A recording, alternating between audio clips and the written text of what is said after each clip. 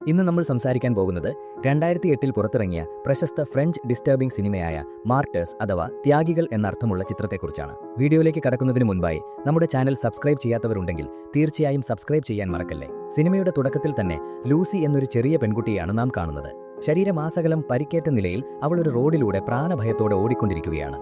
അങ്ങനെ പോലീസിന്റെ അടുത്തേക്ക് എത്തുന്ന ലൂസി താൻ ഒരു സ്ലോട്ടർ ഹൗസിൽ നിന്ന് കഷ്ടിച്ച് രക്ഷപ്പെട്ടു വന്നതാണെന്ന് അവരോട് പറയുന്നു. ഇത് കേട്ട് പോലീസ് ആ സ്ഥലത്ത് അന്വേഷണം നടത്തുകയും അവിടെ നിന്ന് നിരവധി സംശയാസ്പദമായ വസ്തുക്കൾ കണ്ടെത്തുകയും ചെയ്യുന്നു. ലൂസിയെ എത്ര ക്രൂരമായി പീഡിപ്പിച്ചത് ആരാണെന്ന് കണ്ടെത്താൻ പോലീസ് ഊർജിതമായ അന്വേഷണം ആരംഭിക്കുന്നുണ്ടെങ്കിലും കുറ്റക്കാരെ കണ്ടെത്താൻ അവർക്ക് കഴിയുന്നില്ല. തുടർന്ന് ലൂസിയെ ഒരു അനാഥാലയത്തിലേക്ക് അയക്കുന്നു. അവിടെ വെച്ച് അന്ന എന്നൊരു പെൺകുട്ടി അവളുടെ ഏറ്റവും അടുത്ത സുഹൃത്തായി മാറുന്നു.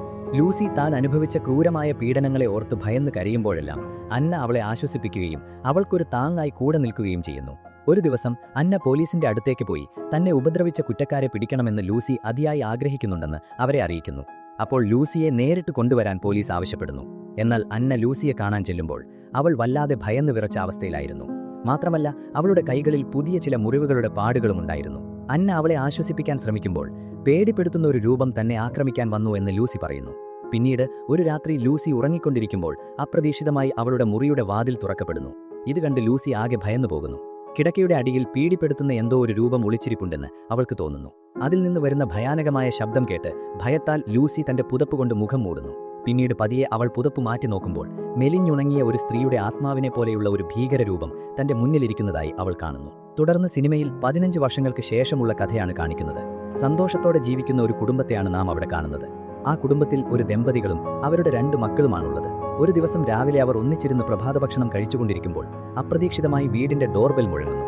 ആരാണെന്നറിയാൻ ആ ഗൃഹനാഥൻ വാതിൽ തുറക്കാനായി പോകുന്നു. വാതിൽ തുറന്നയുടൻ തന്റെ മുന്നിൽ ഒരു ഷോട്ട് ഗണ്ണുമായി നിൽക്കുന്ന ലൂസിയെ കണ്ട് ആ മനുഷ്യൻ അമ്പരന്ന് പോകുന്നു.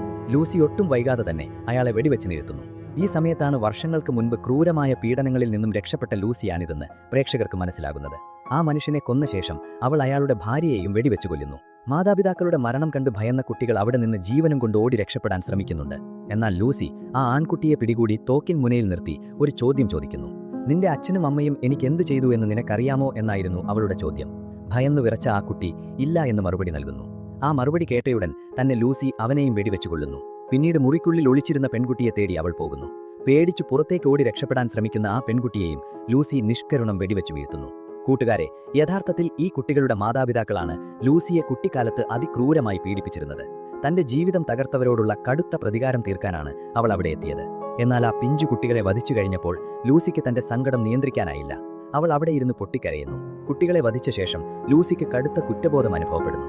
ഉടനെ അവൾ തന്റെ സുഹൃത്തായ അന്നയെ വിളിച്ച് താൻ എല്ലാവരെയും കൊന്നു എന്ന വിവരം അറിയിക്കുന്നു. സഹായം ചോദിക്കുകയും ചെയ്യുന്നു. അന്ന വരുന്നതുവരെ കാത്തിരിക്കുന്ന സമയത്ത് വീട്ടിൽ ഒറ്റയ്ക്കായിരുന്ന ലൂസിക്ക് മുന്നിൽ വീണ്ടും ആ പഴയ വിചിത്ര രൂപം പ്രത്യക്ഷപ്പെടുന്നു. ആ രൂപത്തെ കണ്ട് ഭയന്നോടിയ ലൂസിയെ അത് ക്രൂരമായി ആക്രമിച്ച് ഗുരുതരമായി പരിക്കേൽപ്പിക്കുന്നു. ഈ വേദനകൾക്കിടയിൽ തന്റെ ബാല്യത്തിൽ താൻ അനുഭവിച്ച ക്രൂരമായ പീഡനങ്ങളെക്കുറിച്ച് ലൂസി ഓർത്തെടുക്കുന്നു. കൂട്ടുകാരെ, ഇവിടെ നമ്മൾ മനസ്സിലാക്കേണ്ട ഒരു കാര്യം, ലൂസി കാണുന്ന ആ വിചിത്ര രൂപം യഥാർത്ഥത്തിൽ അവളുടെ തോന്നൽ അഥവാ ഹാലൂസിനേഷൻ മാത്രമാണ്. കുട്ടിക്കാലത്ത് അവൾ അനുഭവിച്ച കടുത്ത പീഡനങ്ങൾ അവളുടെ മനസ്സിനെ അത്രത്തോളം തകർത്തിരുന്നു. ആ വിചിത്ര രൂപം തന്റെ കൈകളിൽ കത്തികൊണ്ട് കുത്തുന്നത് പോലെ ലൂസിക്ക് അനുഭവപ്പെടുന്നു. പേടിച്ചവിടെ നിന്ന് ഓടുകയും ചെയ്യുന്നു. ആ ഓട്ടത്തിനിടയിൽ അവൾ അവിടെ എത്തിയ അന്നയുമായി കൂട്ടിമുട്ടുന്നു. ലൂസിയുടെ അവസ്ഥ കണ്ട് ആകെ ഭയന്നുപോയ അന്ന അവളെ ആശ്വസിപ്പിക്കാനും എന്താണ് സംഭവിച്ചതെന്ന് ചോദിച്ചറിയാനും ശ്രമിക്കുന്നുണ്ടെങ്കിലും അവിടെ ആരുമില്ലെന്ന് അന്ന തിരിച്ചറിയുകയാണ്. ലൂസിക്ക് തോന്നലുകൾ അഥവാ ഹാലൂസിനേഷൻ സംഭവിക്കുകയാണെന്ന് അന്നയ്ക്ക് മനസ്സിലാകുന്നു. വീട്ടിനുള്ളിൽ കൊല്ലപ്പെട്ട് കിടക്കുന്ന ആ കുടുംബത്തിന്റെ മൃതദേഹങ്ങൾ കണ്ടപ്പോൾ അന്നയ്ക്ക് അവരോട് കടുത്ത അനുതാപം തോന്നുകയും അവൾ പൊട്ടിക്കരയുകയും ചെയ്തു.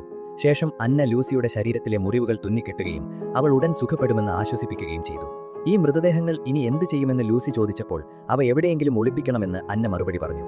അവർ 2 പേരും ചേർന്ന് മൃതദേഹങ്ങൾ ബാത്റൂമിലേക്ക് മാറ്റുന്നുണ്ടെങ്കിലും ആ കാഴ്ച കണ്ട് അന്നയ്ക്ക് തന്റെ കരച്ചിൽ അടക്കാനായില്ല.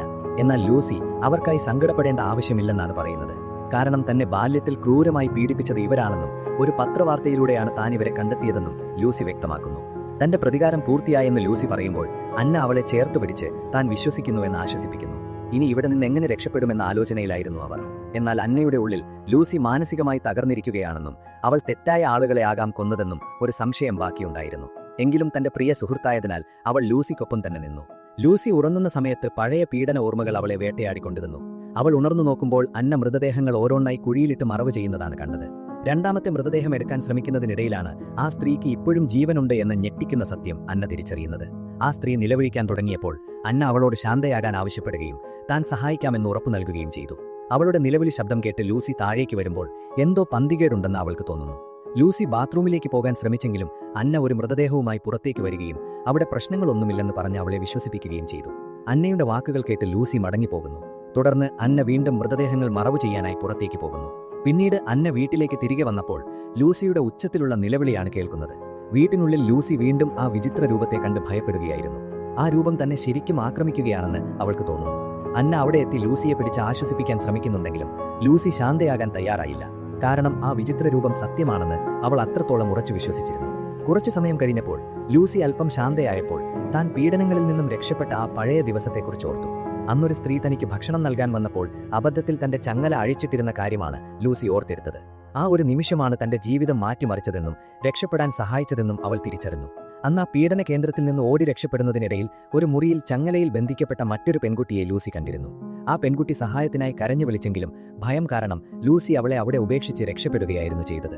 കൂട്ടുകാരെ, ലൂസിയെ നിരന്തരം വേട്ടയാടിയിരുന്ന ആ വിചിത്ര രൂപം യഥാർത്ഥത്തിൽ അന്നവൾ രക്ഷിക്കാതെ പോയ ആ പെൺകുട്ടിയായിരുന്നു. അവളെ സഹായിക്കാത്തതിലുള്ള കടുത്ത കുറ്റബോധമാണ് ലൂസിയുടെ മനസ്സിനെ അത്രമേൽ തളർത്തിയത്. ആ കുറ്റബോധമാണ് ഒരാത്മാവിന്റെ രൂപത്തിൽ വന്ന് അവളെ ഉപദ്രവിക്കുന്നതായി ലൂസിക്ക് തോന്നാൻ കാരണം. ഇതിനിടയിൽ ബാത്റൂമിൽ ബോധരഹിതയായി കിടന്ന ആ സ്ത്രീയെ അന്ന പുറത്തേക്ക് കൊണ്ടുവന്നു. ഒച്ച വെക്കരുതെന്നും താൻ രക്ഷപ്പെടാൻ സഹായിക്കാമെന്നും അന്ന ആ സ്ത്രീയോട് രഹസ്യമായി പറഞ്ഞു. എന്നാൽ അവിടെ എത്തിയ ലൂസി ആ സ്ത്രീ ഇപ്പോഴും ജീവനോടെ ഇരിക്കുന്നത് കണ്ട് പ്രകോപിതയാവുകയും ഒരു ഹാമർ ഉപയോഗിച്ച് ആ സ്ത്രീയുടെ തലക്കടിച്ച് അവളെ കൊലപ്പെടുത്തുകയും ചെയ്തു. തുടർന്ന് ലൂസി അന്നയോട് തന്റെ സങ്കടങ്ങൾ പങ്കുവച്ചു. താൻ പറയുന്ന കാര്യങ്ങൾ അന്ന വിശ്വസിക്കുന്നില്ലെന്നും താൻ ഒരു ഭ്രാന്തിയാണെന്നാണ് അന്ന കരുതുന്നതെന്നും അവൾക്കറിയാം. എങ്കിലും താൻ അന്നയെ അത്രമേൽ സ്നേഹിക്കുന്നുണ്ടെന്നും ലൂസി പറഞ്ഞു. തന്റെ സ്നേഹം സത്യമാണെന്നും അന്നയെ ഒരിക്കലും വേദനിപ്പിക്കില്ലെന്നും അവൾ ഉറപ്പിച്ചു പറയുന്നു. ഈ സമയത്താണ് ആ പഴയ പെൺകുട്ടിയുടെ രൂപം വീണ്ടും ലൂസിക്ക് മുന്നിൽ പ്രത്യക്ഷപ്പെടുന്നത്. തന്റെ പ്രതികാരം പൂർത്തിയായിട്ടും നീ എന്തിനാണ് വീണ്ടും എന്നെ തേടി വരുന്നത് എന്ന് ലൂസി കരഞ്ഞുകൊണ്ട് ചോദിക്കുന്നു. അപ്പോൾ ആ രൂപം ലൂസിയുടെ അടുത്തേക്ക് വരികയും അവളെ സ്നേഹത്തോടെ ചേർത്ത് പിടിക്കുകയും ചെയ്യുന്നതായി ലൂസിക്ക് അനുഭവപ്പെടുന്നു. അതിനെ തുടർന്ന് ആ ആത്മാവ് ഒരു ബ്ലേഡ് കട്ടർ ഉപയോഗിച്ച് ലൂസിയുടെ 2 കൈകളിലെയും ഞരമ്പുകൾ മുറിക്കുന്നതായി നമുക്ക് കാണാം. എന്നാൽ ഉടൻ തന്നെ പ്രേക്ഷകർക്ക് ഒരു കാര്യം മനസ്സിലാകും. ആ ബ്ലേഡ് കട്ടർ ലൂസിയുടെ സ്വന്തം കൈയിലായിരുന്നു. ആ വിചിത്ര രൂപം തന്നെ ഉപദ്രവിക്കുന്നു എന്ന തോന്നലിൽ അവൾ സ്വന്തം കൈകൾ തന്നെയാണ് മുറിച്ചുകൊണ്ടിരുന്നത്. ഇത് കണ്ട് ഭയന്നുപോയ അന്ന അവളെ തടയാൻ ശ്രമിക്കുന്നുണ്ടെങ്കിലും ലൂസി പെട്ടെന്ന് ജനലിലൂടെ പുറത്തേക്ക് ചാടുന്നു. താഴെ വീണ ലൂസി അതേ ബ്ലേഡ് കട്ടർ ഉപയോഗിച്ച് സ്വന്തം കഴുത്തറക്കുകയും നിമിഷങ്ങൾക്കുള്ളിൽ മരിക്കുകയും ചെയ്യുന്നു. തന്റെ ഉറ്റ സുഹൃത്തിന്റെ മരണം കണ്ട് തകർന്നുപോയ അന്ന നീ എന്തിനാണിത് ചെയ്തത് എന്ന് ചോദിച്ച് പൊട്ടിക്കരയുന്നു. അവൾ ലൂസിയുടെ മൃതദേഹം വീട്ടിനുള്ളിലേക്ക് എടുത്തുകൊണ്ടുവന്ന് സോഫയിൽ കിടത്തി. അടുത്ത ദിവസം രാവിലെ അന്ന തന്റെ ഗാർഡിയനെ ഫോണിൽ വിളിച്ച് താൻ ഇന്ന് വീട്ടിലേക്ക് മടങ്ങുമെന്ന് അറിയിക്കുന്നു. സംസാരിക്കുന്നതിനിടയിൽ ലൂസിയെ ഒരു ഭ്രാന്തി എന്ന് ഗാർഡിയൻ വിളിക്കുമ്പോൾ അങ്ങനെ പറയരുത് എന്ന് അന്ന ദേഷ്യത്തോടെ ആവശ്യപ്പെടുന്നു. ഈ സമയത്താണ് അപ്രതീക്ഷിതമായി ഒരു കബോർഡിന് മുകളിൽ നിന്നും ഒരു പ്രതിമ താഴേക്ക് വീഴുന്നത്. അവിടെ നിന്ന് കാറ്റു വരുന്നത് പോലെ തോന്നിയ അന്ന ആ കബോർഡ് മാറ്റി പരിശോധിച്ചപ്പോൾ അതിന് താഴെ ഒരു രഹസ്യ ബേസ്മെന്റ് ഉണ്ടെന്ന് അന്ന കണ്ടെത്തി. വളരെ ആകാംക്ഷയോടെ അന്ന ആ രഹസ്യ അറയിലേക്ക് ഇറങ്ങി അവിടുത്തെ ലൈറ്റുകൾ തെളിയിച്ചു. അവിടെ ഒരു വലിയ ലബോറട്ടറിക്ക് സമാനമായ സ്ഥലമാണ് അന്ന കണ്ടത്. ആരോ അവിടെ ക്രൂരമായ പരീക്ഷണങ്ങൾ നടത്തിയിരുന്നു എന്ന് അവിടുത്തെ കാഴ്ചകളിൽ നിന്നും വ്യക്തമായിരുന്നു. അവിടെ മരിച്ചുപോയ നിരവധി ആളുകളുടെ ഫോട്ടോകൾ കണ്ട് അന്ന ആകെ ഞെട്ടിപ്പോയി. ആ ബേസ്മെന്റിനുള്ളിൽ തന്നെ മറ്റൊരു രഹസ്യ അറ കൂടി ഉണ്ടായിരുന്നു. അതിന്റെ വാതിൽ പൂട്ടിയ നിലയിലായിരുന്നുവെങ്കിലും അവിടെ കണ്ട ഒരു ചാവി ഉപയോഗിച്ച് അന്ന ആ വാതിൽ തുറന്നു. അവൾ താഴേക്കിറങ്ങിയപ്പോൾ അതൊരു പീഡനമുറിയാണെന്ന് അവൾക്ക് മനസ്സിലായി. പെട്ടെന്ന് ഇരുമ്പ് ചങ്ങലകളുടെ ശബ്ദം കേട്ട ഭാഗത്തേക്ക് നോക്കിയ അന്ന അവിടെ ചങ്ങലയിൽ ബന്ധിക്കപ്പെട്ട നിലയിൽ ഒരു പെൺകുട്ടിയെ കാണുന്നു. നഗ്നയായ ആ പെൺകുട്ടിയുടെ മുഖത്ത് ഒരു ഇരുമ്പ് മാസ്ക് തറച്ചു വെച്ചിരുന്നു. അവൾ അതിക്രൂരമായ പീഡനങ്ങൾക്കിരയായിട്ടുണ്ടെന്ന് ആർക്കും ഒറ്റനോട്ടത്തിൽ മനസ്സിലാക്കാം. അന്ന അവളുടെ അടുത്തേക്ക് ചെന്നപ്പോൾ ആ പെൺകുട്ടി അന്നയുടെ കൈകളിൽ പിടിച്ച് തന്നെ രക്ഷിക്കണമെന്ന് ആംഗ്യത്തിലൂടെ യാചിക്കുന്നു. ഇത് കണ്ട അന്നയുടെ മനസ്സലിഞ്ഞു. അവൾ ആ പെൺകുട്ടിയെ ബേസ്മെന്റിൽ നിന്നും പുറത്തേക്ക് കൊണ്ടുവരികയും അവളെ കുളിപ്പിച്ച് വൃത്തിയാക്കുകയും ചെയ്തു. അവളുടെ തലയിൽ കീലുകൾ ഉപയോഗിച്ചുറപ്പിച്ചിരുന്ന ആ ഭീകരമായ ഇരുമ്പ് മാസ്ക് അന്ന വളരെ പ്രയാസപ്പെട്ട് നീക്കം ചെയ്യുന്നു.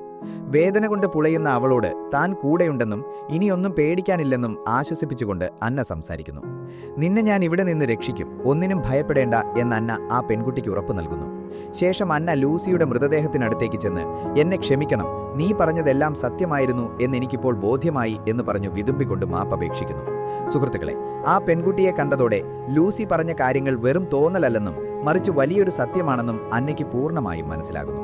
തന്റെ പ്രിയ സുഹൃത്തിനെ വിശ്വസിക്കാത്തതിൽ അവൾക്ക് വലിയ കുറ്റബോധം തോന്നി. ആ ദുഃഖകരമായ ചിന്തകളോടെ അന്ന അവിടെ തന്നെ ഉറങ്ങിപ്പോകുന്നു. കുറച്ചു സമയം കഴിഞ്ഞ് കണ്ണു തുറന്നു നോക്കുമ്പോൾ ആ പെൺകുട്ടി സ്വന്തം ഞരമ്പുകൾ മുറിക്കാൻ ശ്രമിക്കുന്നതാണ് അന്ന കാണുന്നത്. അത് തടയാൻ അന്ന ആവുന്നത്ര ശ്രമിച്ചെങ്കിലും പീഡനങ്ങൾ സഹിക്കവയ്യാതെ മരിക്കാൻ ആഗ്രഹിച്ച ആ പെൺകുട്ടി അതിന് തയ്യാറായില്ല. ആ സമയം കുറെ അപരിചിതരായ ആളുകൾ അവിടെ എത്തുകയും ആ പെൺകുട്ടിയെ വെടിവെച്ച് കൊല്ലുകയും ചെയ്യുന്നു. മരിച്ച പെൺകുട്ടി ആരാണെന്ന് അവർ ചോദിച്ചപ്പോൾ ഇത് ലൂസിയാണെന്ന് അന്ന മറുപടി നൽകി. തുടർന്ന് അവർ അന്നയുടെ പേരും ചോദിച്ചറിഞ്ഞു. അതിനുശേഷം അവർ അന്നയെ ക്രൂരമായി പിടിച്ച് ബേസ്മെന്റിലേക്ക് കൊണ്ടുപോയി അവിടെ ബന്ധിച്ചു. വീട്ടിലുണ്ടായിരുന്ന എല്ലാ മൃതദേഹങ്ങളും അവരൊരു കുഴിയിലിട്ട് മറവ് ചെയ്തു. കുറച്ചു സമയത്തിന് ശേഷം അവർ വീണ്ടും അന്നയുടെ അരികിലെത്തി അവളെ ഒരു കസേരയിൽ നിർബന്ധപൂർവ്വം പിടിച്ചിരുത്തുന്നു. അന്നയെ കാണാനായി ആ രഹസ്യ സംഘടനയുടെ തലവനായ ഒരു സ്ത്രീ അവിടെ എത്തുന്നു. തങ്ങൾ പെൺകുട്ടികളെ തട്ടിക്കൊണ്ടുവന്ന് പീഡനങ്ങളിലൂടെ പരീക്ഷണങ്ങൾ നടത്തുന്ന ഒരു രഹസ്യ സംഘമാണെന്ന് അവർ അന്നയോട് വെളിപ്പെടുത്തുന്നു. ലൂസിയെക്കുറിച്ച് തങ്ങൾക്ക് നേരത്തെ അറിയാമായിരുന്നുവെന്നും 15 വർഷങ്ങൾക്ക് മുൻപ് തങ്ങളുടെ തടവിൽ നിന്നും രക്ഷപ്പെട്ട ലൂസി തന്നെ പീഡിപ്പിച്ച ജീവനക്കാരനോട് പ്രതികാരം ചെയ്യാനാണ് ഇവിടെ എത്തിയതെന്നും അവർ പറയുന്നു. ഇപ്പോൾ ബേസ്മെന്റിൽ നിന്നും അന്ന കണ്ടെത്തിയ പെൺകുട്ടി തങ്ങളുടെ പരീക്ഷണത്തിന്റെ അവസാന ഘട്ടത്തിലായിരുന്നുവെന്നും ആ സ്ത്രീ വിശദീകരിക്കുന്നു. തുടർന്ന് പരീക്ഷണത്തിനിടെ മരിച്ചുപോയ ചില ആളുകളുടെ ഫോട്ടോകൾ അവർ അന്നയെ കാണിക്കുന്നു.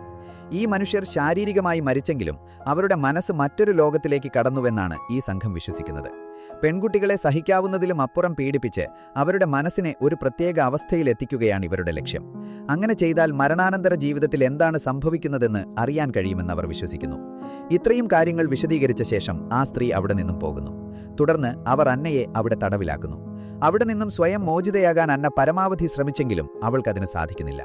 വെളിച്ചമില്ലാത്ത ആ ഇരുണ്ട മുറിയിൽ ഒറ്റപ്പെട്ടു കഴിയേണ്ടി വന്നതോടെ അന്ന മാനസികമായി വലിയ തളർച്ച അനുഭവിക്കുന്നു.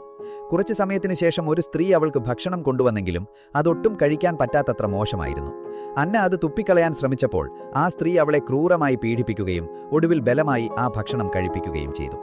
അതിനിടയിൽ ഒരു പുരുഷൻ അവിടെ എത്തി അന്നയുടെ ചങ്ങലകൾ അഴിച്ചപ്പോൾ അവൾ അവിടെ നിന്നും ഓടി രക്ഷപ്പെടാൻ ശ്രമിച്ചു. എന്നാൽ അയാൾ അവളെ അതിക്രൂരമായി മർദ്ദിക്കുകയും വീണ്ടും പഴയതുപോലെ ബന്ധിച്ച് അവിടെ നിന്നും പോകുകയും ചെയ്തു. ഓരോ ദിവസവും ഇതേ രീതിയിലുള്ള കൊടിയ പീഡനങ്ങൾ തുടർന്നതോടെ അന്ന മാനസികമായും ശാരീരികമായും പൂർണ്ണമായും തകർന്നുപോയി. ഇനി എന്ത് സംഭവിച്ചാലും തനിക്ക് ഒന്നുമില്ല എന്ന ഒരു തരം മരവിപ്പിലേക്ക് അവൾ എത്തിച്ചേരുന്നു. ആ തളർച്ചയ്ക്കിടയിൽ ഞാൻ നിന്റെ കൂടെ തന്നെയുണ്ടെന്ന് ലൂസി പറയുന്ന ശബ്ദം തന്റെ കാതുകളിൽ മുഴങ്ങുന്നതായി അന്നയ്ക്ക് തോന്നി. ഒരു ദിവസം ആ സ്ത്രീ വീണ്ടും ഭക്ഷണവുമായി എത്തിയപ്പോൾ അന്ന പെട്ടെന്ന് ആ സ്ത്രീയുടെ കൈകളിൽ മുറുകെ പിടിക്കുന്നു. പരീക്ഷണത്തിന്റെ ഏറ്റവും കഠിനമായ അവസാന ഘട്ടം മാത്രമാണ് ഇനി അന്നയ്ക്ക് നേരിടാനുള്ളതെന്ന് ആ സ്ത്രീ അവളോട് വ്യക്തമാക്കുന്നു. അവിടെ അന്നയെ കെട്ടിയിട്ട് അതിക്രൂരമായ പീഡനങ്ങൾക്കിരയാക്കുന്നു. ഇതിന്റെ ഫലമായി അവളുടെ ശരീരം മുഴുവൻ ഗുരുതരമായ മുറിവുകളാൽ നിറഞ്ഞു. കുറച്ചു സമയത്തിന് ശേഷം ആ സ്ത്രീ വീണ്ടും അന്നയ്ക്ക് ഭക്ഷണം നൽകാനായി മുറിയിലേക്ക് വന്നപ്പോൾ അവിടെ കണ്ട കാഴ്ച കണ്ട് അവർ ഞെട്ടിപ്പോകുന്നു. ഉടൻ തന്നെ അവർ മാഡത്തെ വിവരമറിയിക്കുന്നു. അന്നയുടെ മുഖത്ത് യാതൊരു ഭാവവുമില്ലായിരുന്നു. അവളുടെ കണ്ണുകൾ മുകളിലേക്ക് തിരിഞ്ഞ നിലയിലായിരുന്നു. അതായത് തങ്ങൾ ഇത്രയും കാലം കാത്തിരുന്ന ആ അവസാന ഘട്ടത്തിലേക്ക് അവൾ എത്തിയെന്ന് അവർക്ക് മനസ്സിലാകുന്നു. വിവരമറിഞ്ഞ ഉടൻ തന്നെ മാഡം അവിടെ എത്തുകയും അന്നയോട് മരണാനന്തര ലോകം എങ്ങനെയുള്ളതാണെന്ന് ചോദിക്കുകയും ചെയ്യുന്നു. അപ്പോൾ അന്ന മാഡത്തിന്റെ ചെവിയിൽ അതീവ രഹസ്യമായി എന്തോ മന്ത്രിക്കുന്നു. പിന്നീട് മാഡം ആ രഹസ്യ സംഘത്തിലെ അംഗങ്ങളെയെല്ലാം അവിടെ വിളിച്ചുകൂട്ടുന്നു. 17 വർഷമായി തങ്ങൾ നടത്തിക്കൊണ്ടിരുന്ന പരീക്ഷണം ഇന്ന് വിജയിച്ചിരിക്കുകയാണ്. അന്ന പരീക്ഷണത്തിന്റെ അവസാന ഘട്ടത്തിലെത്തി മരണാനന്തര രഹസ്യം മാഡത്തിന് കൈമാറിയെന്നും മാനേജർ എല്ലാവരെയും അറിയിക്കുന്നു. ഇത് കേട്ട് അവർ എല്ലാവരും അത്യന്തം ആവേശഭരിതരായി മാഡത്തിന്റെ വരവിനായി കാത്തിരിക്കുന്നു. മാനേജർ മാഡത്തെ വിളിക്കാനായി മുറിക്ക് പുറത്തെത്തി എല്ലാവരും താങ്കളെ കാത്തിരിക്കുകയാണെന്ന് പറയുന്നു. ആ സമയത്ത് മാഡം അയാളോടൊരു ചോദ്യം ചോദിക്കുന്നു. മരണാനന്തര ലോകം എങ്ങനെയുള്ളതാണെന്ന് നിനക്ക് ചിന്തിക്കാൻ കഴിയുമോ? തനിക്കറിയില്ല എന്നയാൾ മറുപടിയും നൽകുന്നു. അപ്പോൾ മാഡം അയാളോട് പറയുന്നു, അതിനെക്കുറിച്ച് നീ സങ്കല്പിച്ചുകൊണ്ടിരിക്കുക. ഇത്രയും പറഞ്ഞ ശേഷം അവർ തോക്കെടുത്ത് സ്വയം വെടിവെച്ച് ജീവിതം അവസാനിപ്പിക്കുന്നു. സിനിമയുടെ അവസാന ദൃശ്യങ്ങളിൽ നമ്മൾ കാണുന്നത് അന്നയെയാണ്. അവൾ അപ്പോഴും അതേ അവസ്ഥയിൽ കിടക്കുകയായിരുന്നു. അവളുടെ മനസ്സിൽ ലൂസിയോടൊപ്പം ചിലവഴിച്ച ബാല്യകാലത്തെ മനോഹരമായ ഓർമ്മകൾ മാത്രമാണ് തെളിയുന്നത്. ഒരുമിച്ച് കളിച്ചും ചിരിച്ചും കഴിഞ്ഞ ആ നല്ല ദിവസങ്ങൾ മാത്രമാണ് അവൾ കാണുന്നത്. സുഹൃത്തുക്കളെ, മരണാനന്തര ജീവിതത്തിൽ പ്രത്യേകിച്ചൊന്നുമില്ലെന്നും മനുഷ്യന്റെ സ്വന്തം ഓർമ്മകൾ മാത്രമാണ് അവിടെ അവശേഷിക്കുന്നതെന്നും സിനിമ ഇതിലൂടെ വ്യക്തമാക്കുന്നു. അന്ന മാഡത്തിന്റെ ചെവിയിൽ രഹസ്യമായി പറഞ്ഞതും ഇതുതന്നെയായിരുന്നു. തന്റെ ക്രൂരമായ പരീക്ഷണങ്ങൾക്കൊടുവിൽ സത്യം മനസ്സിലാക്കിയ മാഡം സ്വന്തം ജീവിതം അവസാനിപ്പിച്ച് തന്റെ ഓർമ്മകളുടെ ലോകത്തേക്ക് പോകാൻ തീരുമാനിക്കുകയായിരുന്നു. ഇതോടെ ഈ സിനിമ ഇവിടെ അവസാനിക്കുന്നു. സുഹൃത്തുക്കളെ, ഇന്നത്തെ വീഡിയോ നിങ്ങൾക്ക് ഇഷ്ടമായെങ്കിൽ കമന്റ് സെക്ഷനിൽ തീർച്ചയായും അറിയിക്കുക. മരണാനന്തര ജീവിതത്തെക്കുറിച്ചുള്ള നിങ്ങളുടെ അഭിപ്രായങ്ങളും പങ്കുവയ്ക്കാൻ മറക്കരുത്. ചാനൽ ആദ്യമായി കാണുന്നവർ സബ്സ്ക്രൈബ് ചെയ്യാനും പുതിയ വീഡിയോകളുടെ നോട്ടിഫിക്കേഷൻ ലഭിക്കുന്നതിനായി ബെൽ ഐക്കൺ അമർത്താനും ശ്രദ്ധിക്കുക. വീഡിയോ ഇഷ്ടപ്പെട്ടാൽ ലൈക്ക് ചെയ്യാനും ഷെയർ ചെയ്യാനും മറക്കരുത്. സൗത്ത് ഇന്ത്യൻ സിനിമകളുടെ ആരാധകരാണെങ്കിൽ ചാനൽ കൂടിയൊന്ന് പരിശോധിക്കൂ. അടുത്ത വീഡിയോയിൽ വീണ്ടും കാണാം.